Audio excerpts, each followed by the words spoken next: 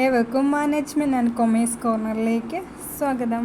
ഇന്ന് നമ്മൾ എടുക്കാൻ പോകുന്നതെന്ന് പറഞ്ഞു കഴിഞ്ഞാൽ പാർട്ട്ണർഷിപ്പ് ഡീഡും അതിൻ്റെ കണ്ടൻസ് എന്തൊക്കെയാണെന്നാണ് നമ്മൾ ഇന്നത്തെ ക്ലാസ്സിൽ ഡിസ്കസ് ചെയ്യാൻ പോകുന്നത്. Partnership is the result of an agreement between two or more person to do business. The agreement may be oral or written. എന്താണ് ഒരു എഗ്രിമെൻറ്റിൻ്റെ ബേസിൽ രണ്ടോ അതിലധികമോ വ്യക്തികൾ കൂടി ചേർന്ന് നടത്തുന്ന ഒരു ബിസിനസ്സിനെയാണ് പാർട്ട്ണർഷിപ്പ് എന്ന് പറയുന്നത്. ആ എഗ്രിമെൻറ്റ് എങ്ങനെയായിരിക്കാം? ഒന്നല്ലെങ്കിൽ ഓറൽ ആവാം, അല്ലെങ്കിൽ റിട്ടൺ ആവാം. ഒന്നല്ലെങ്കിൽ എഴുതപ്പെട്ടതാവാം, അല്ലെങ്കിൽ വാക്കുകൊണ്ട് പറഞ്ഞു പോയിട്ടുള്ളതായിരിക്കാം. വാക്കാൽ പറഞ്ഞിട്ടുള്ളതോ അല്ലെങ്കിൽ എഴുതപ്പെട്ടതോ ആയിട്ട് എഗ്രിമെൻറ്റിൻ്റെ ബേസിൽ രണ്ടോ അതിലധികമോ വ്യക്തികൾ കൂടി ചേർന്ന് നടത്തുന്നതാണ് പാർട്ട്ണർഷിപ്പ് എന്ന് പറയുന്നത്. When the agreement is in writing it is called partnership deed or articles of partnership.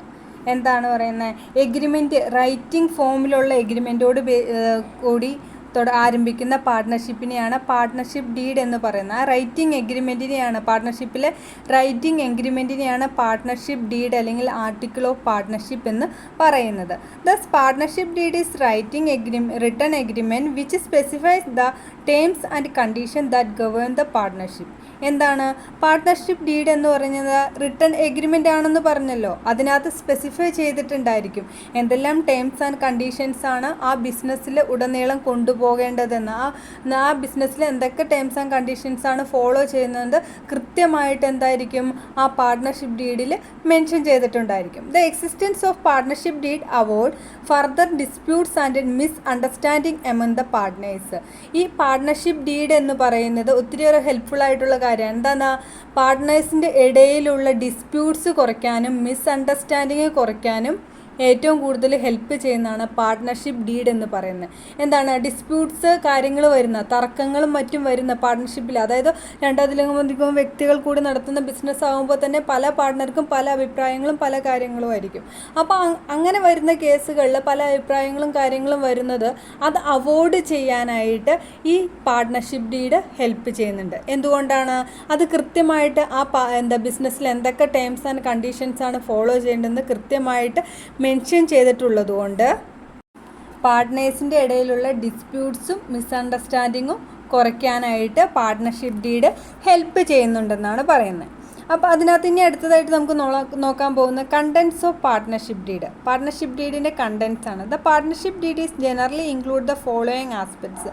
എന്തെല്ലാം കാര്യങ്ങളായിരിക്കും പാർട്ട്ണർഷിപ്പ് ഡീഡിൽ ഉണ്ടാകുക എന്ന്. ഫസ്റ്റ് വൺ എന്ന് പറയുന്നത് നെയിം ഓഫ് ദ ഫേം. അതായത് സ്ഥാപനത്തിൻ്റെ പാർട്ട്ണർഷിപ്പ് ഫേം ആരംഭിക്കുമ്പോൾ അതിനൊരു പേര് നമ്മൾ സ്പെസിഫൈ ചെയ്യുമല്ലോ. ഇന്ന പേര് എക്സ് ആൻഡ് വൈ ലിമിറ്റഡ് അല്ലെങ്കിൽ ഇന്ന ലിമിറ്റഡ് അങ്ങനെയൊന്നും പറഞ്ഞ് നമ്മൾ ഒരു പേര് സ്പെസിഫൈ ചെയ്യുമല്ലോ. അപ്പോൾ നെയിം ഓഫ് ദ ഫേം എന്ന് പറഞ്ഞാൽ എന്താണെന്ന് കൃത്യമായിട്ട് എല്ലാവരുടെയും കൺസെൻറ്റോടു കൂടി ഫേമിൻ്റെ നെയിം കൃത്യമായിട്ട് അതിൽ മെൻഷൻ ചെയ്തിരിക്കണം. Name and address of the partners. എത്ര പാർട്ട്നേഴ്സ് ആ ബിസിനസ്സിൽ ഇൻവോൾവ്ഡ് ആയിട്ടുണ്ടോ അത്രയും പാർട്ട്നേഴ്സിൻ്റെ കൃത്യമായിട്ടുള്ള പേരും മേൽവിലാസവും മറ്റു ഡീറ്റെയിൽസും കൃത്യമായിട്ട് മെൻഷൻ ചെയ്തിരിക്കണം. നെയിം ഓഫ് ദ ബിസിനസ്സിൻ്റെ name nature of the business. ആ ബിസിനസ്സിൻ്റെ പ്രത്യേകതകൾ എന്തൊക്കെയാണ്, നേച്ചർ എന്താണെന്ന് കൃത്യമായിട്ട് ആ പാർട്ട്ണർഷിപ്പ് ഡീഡിൽ കൃത്യമായിട്ട് മെൻഷൻ ചെയ്തിട്ടുണ്ടായിരിക്കണം. നെക്സ്റ്റ് പോയിൻ്റ് എന്ന് പറയുന്നത് fourth one the principal place of the business. എന്താണ് പ്രിൻസിപ്പൽ പ്ലേസ് ഓഫ് ബിസിനസ് എന്ന് പറഞ്ഞു കഴിഞ്ഞാൽ ഈ ബിസിനസ് നടക്കുന്ന ലൊക്കേഷൻ ഏതാണെന്ന് കൃത്യമായിട്ട് മെൻഷൻ ചെയ്തിരിക്കണം. എവിടെയാണ് ബിസിനസ് നടക്കുന്നതെന്ന് മെൻഷൻ ചെയ്തിരിക്കണം. അടുത്തത് ഡ്യൂറേഷൻ ഓഫ് പാർട്ട്ണർഷിപ്പ്.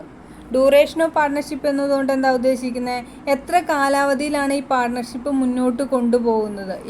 ഇത്ര ദിവസത്തിനുള്ളിൽ ഇത്ര ദിവസം വരെ, അതായത് ഇന്ന ഡേറ്റ് മുതൽ ഇന്ന ഡേറ്റ് വരെ എന്ന് കൃത്യമായിട്ട് ആ ഡ്യൂറേഷൻ പാർട്ട്ണർഷിപ്പിൻ്റെ ഡ്യൂറേഷൻ കൃത്യമായിട്ട് പാർട്ട്ണർഷിപ്പ് ഡീഡിൽ മെൻഷൻ ചെയ്തിരിക്കണം.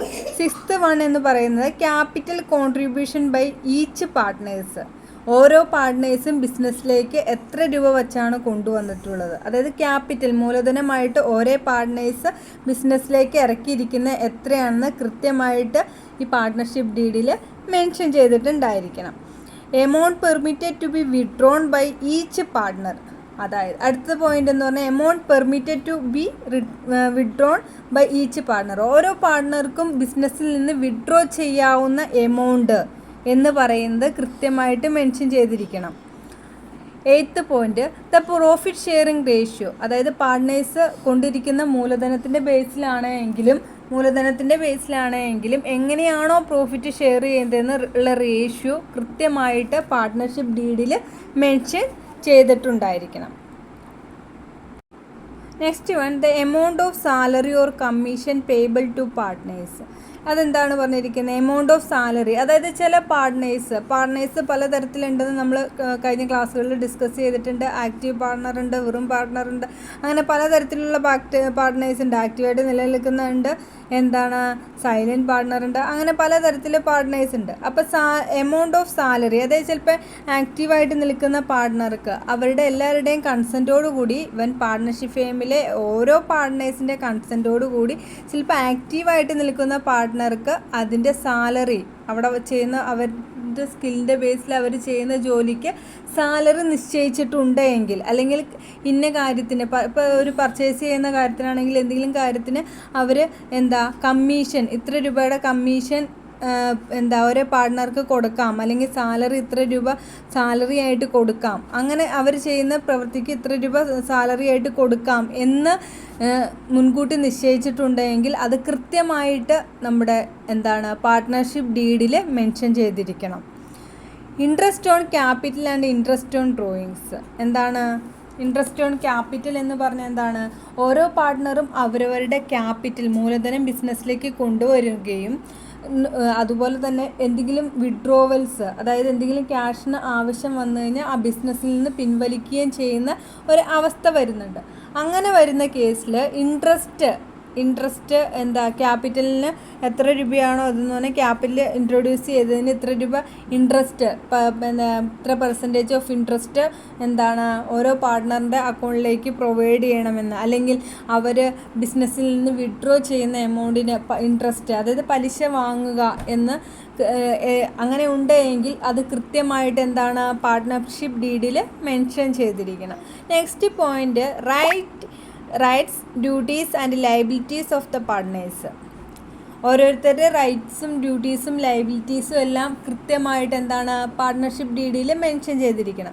ഞാൻ ആദ്യം പറഞ്ഞു പാർട്ട്നേഴ്സ് പലതരത്തിലുണ്ട്. ആക്റ്റീവായിട്ട് നിലനിൽക്കുന്നതുകൊണ്ട്, സൈലൻറ്റ് പാർട്ട്ണറായിട്ടുണ്ട്, പുറത്ത് നോക്കിയ പാർട്ട്ണറായിട്ടുള്ളവരുണ്ട്, എന്നാൽ അതിനകത്ത് പാർട്ട്ണർഷിപ്പ് ഇല്ലാത്ത വ്യക്തികളുമുണ്ട്. അങ്ങനെ പലതരത്തിലുള്ള പാർട്ട്നേഴ്സ് ഉള്ളത് കൊണ്ട് തന്നെ ഓരോ പാർട്ട്ണറിൻ്റെ റൈറ്റ്സ് എന്തൊക്കെയാണ്, ഡ്യൂട്ടീസ് എന്തൊക്കെയാണ്, ലയബിലിറ്റീസ് എന്തൊക്കെയാണ് എന്ന് പാർട്ട്നേഴ്സിൻ്റെ കൃത്യമായിട്ട് പാർട്ട്ണർഷിപ്പ് ഡീഡിൽ മെൻഷൻ ചെയ്തിരിക്കണം.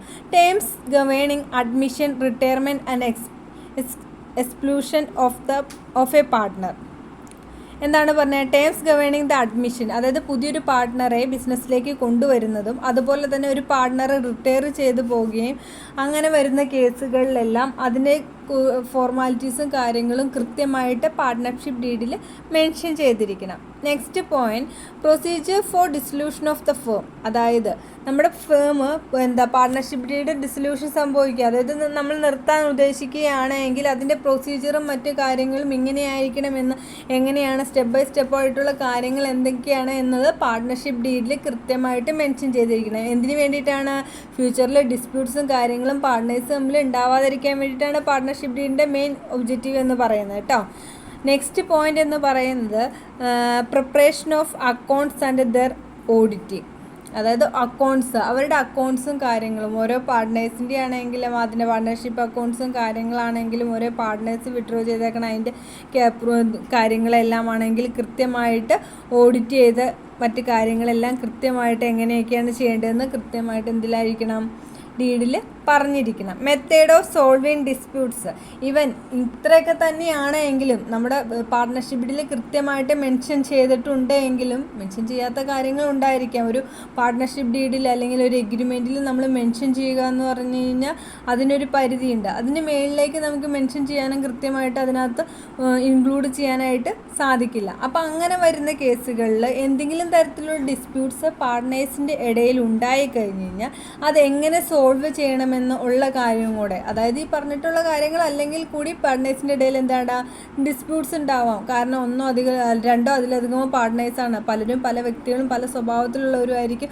നമ്മൾ പറയുന്ന ഒരു കാര്യം മറ്റുള്ളവർ അതേ ഇതിലെടുക്കണമെന്നൊന്നുമില്ല. അപ്പോൾ എന്ന് പറഞ്ഞു കഴിഞ്ഞാൽ എന്തെങ്കിലും ഡിസ്പ്യൂട്ട്സ് ഉണ്ടാവും. ആ ഡിസ്പ്യൂട്ട്സ് സോൾവ് ചെയ്യേണ്ടത് എങ്ങനെയാണ് എന്നുകൂടി പാർട്ട്ണർഷിപ്പ് ഡീഡിൽ mention ചെയ്തിട്ടുണ്ടായിരിക്കും.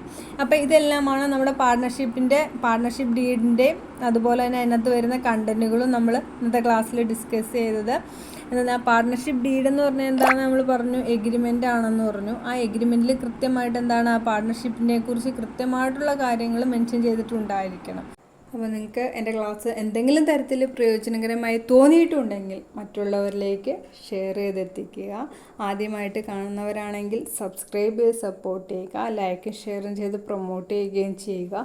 Thanks for watching. Love you all.